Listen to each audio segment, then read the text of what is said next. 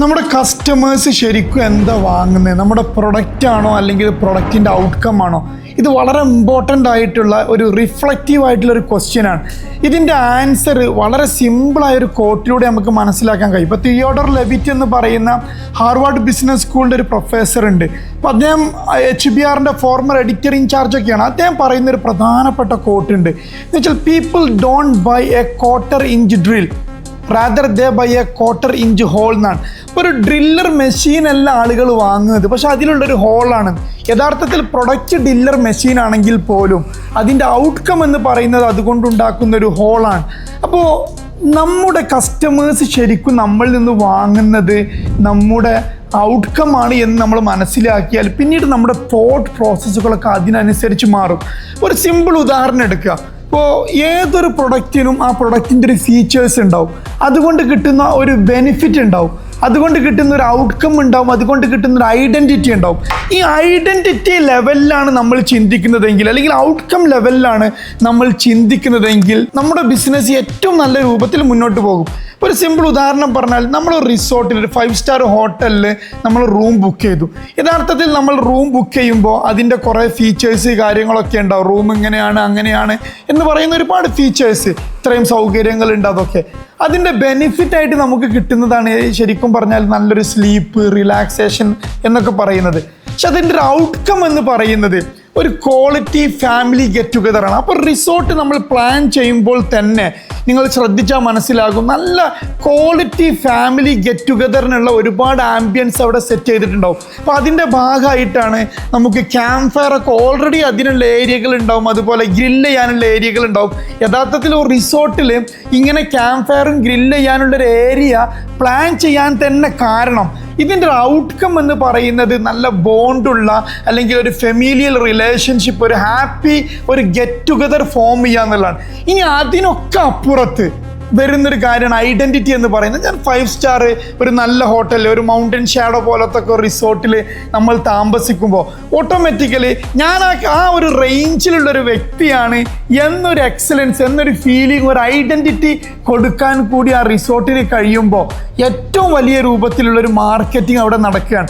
അപ്പോൾ ഇനി ഐഡൻറ്റിറ്റിയിൽ ഫോക്കസ് ചെയ്താൽ അല്ലെങ്കിൽ ഒരു ആ ഐഡൻറ്റിറ്റി നമ്മുടെ പ്രൊഡക്റ്റ് ഉപയോഗിക്കുമ്പോൾ അയാൾക്കൊരു ഐഡൻറ്റിറ്റി ലഭിക്കുന്നുണ്ടെങ്കിൽ ഓട്ടോമാറ്റിക്കലി ആ പ്രൊഡക്റ്റിന് ജനറേഷൻസിലേക്ക് നിലനിൽക്കാൻ കഴിയുന്ന രൂപത്തിലൊരു പ്രൊഡക്റ്റായിട്ട് മാറാൻ കഴിയും. ഇപ്പോൾ ആപ്പിളൊക്കെ നല്ലൊരു ഉദാഹരണമാണ്. നമ്മളൊരു സ്മാർട്ട് ഫോണാണോ വാങ്ങുന്നത്? അല്ലല്ലോ. ഒരു ഇന്നോവേറ്റീവ് ആയിട്ടുള്ള ഒരു ക്രിയേറ്റീവ് ആയിട്ടുള്ള ഒരു ഔട്ട്കം ആണ് നമ്മൾ വാങ്ങുന്നത്. എന്നാൽ ആപ്പിൾ വാങ്ങുന്നതോടുകൂടി നമ്മുടെ ഐഡൻറ്റിറ്റി മാറുന്നുണ്ട്.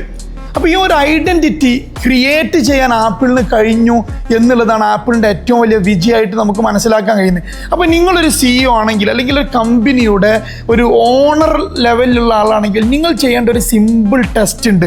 എന്ന് വെച്ചാൽ നമ്മുടെ പ്രൊഡക്റ്റ്, ആ പ്രൊഡക്റ്റിൻ്റെ ഫീച്ചേഴ്സ് എന്തൊക്കെയാണ്, ആ പ്രൊഡക്റ്റ് കൊണ്ട് ഒരാൾക്ക് കിട്ടുന്ന ബെനിഫിറ്റ്സ് എന്തൊക്കെയാണ്, ആ പ്രൊഡക്റ്റിൻ്റെ ഔട്ട്കം എന്തൊക്കെയാണ്, ഈ പ്രൊഡക്റ്റ് കൊണ്ടുണ്ടാകുന്ന ഐഡൻറ്റിറ്റി എന്തൊക്കെയാണ് എന്ന് നമ്മൾ മനസ്സിലാക്കിയാൽ പിന്നീട് ഈ പ്രൊഡക്റ്റിൻ്റെ ഔട്ട്കം ഐഡൻറ്റിറ്റി പാർട്ടിൽ നമ്മൾ ഹാർഡ് വർക്ക് ചെയ്താൽ, വളരെ കൃത്യമായിട്ട് നമ്മൾ സ്ട്രാറ്റജിക്കലി പ്ലാൻ ചെയ്താൽ നമ്മുടെ കസ്റ്റമേഴ്സിനെ, ക്ലയൻറ്റിനെ നമുക്ക് പൂർണ്ണാർത്ഥത്തിൽ ഹാപ്പി ആക്കാൻ കഴിയും.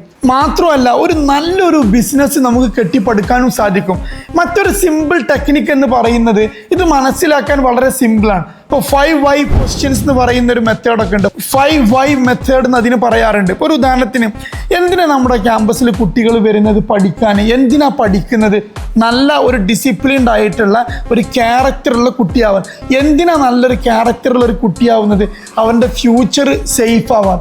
എന്തിനാ അവൻ്റെ ഫ്യൂച്ചർ സേഫ് ആവുന്നത്? നല്ല ഹാപ്പി ആയിട്ടുള്ള ഒരു മകനായിട്ട് പാരൻസിനെയും എല്ലാവരെയും പ്രൗഡാക്കാൻ. എന്തിനാ അങ്ങനെ പ്രൗഡാക്കുന്നത്?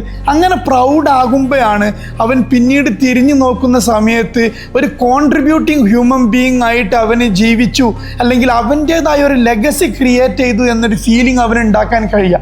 അപ്പോൾ നമ്മൾ കുട്ടികളെ വാർത്തെടുക്കുമ്പോൾ തന്നെ ഇങ്ങനെ ഹാപ്പി ആയിട്ടുള്ള ഒരു ലെഗസി ക്രിയേറ്റ് ചെയ്യുന്ന ഒരു കുട്ടിയെ വാർത്തെടുക്കേണ്ട കരിക്കുലം എങ്ങനെയായിരിക്കണം?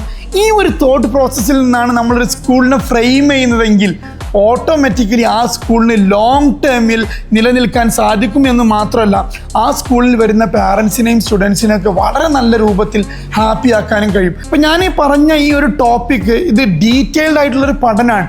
HBRലൊക്കെ ആർട്ടിക്കിൾസ് വന്നതാണ്. പക്ഷെ അതിനെ സംക്ഷിപ്തമായിട്ട് സമ്മറൈസ് ചെയ്താണ് ഇപ്പോൾ ഞാൻ പറഞ്ഞിട്ടുള്ളത്. ഇതിൽ നിങ്ങൾ വർക്കൗട്ട് ചെയ്താൽ അതിൻ്റെതായിട്ടുള്ള ഒരു ഉപകാരം ഉണ്ടാവും.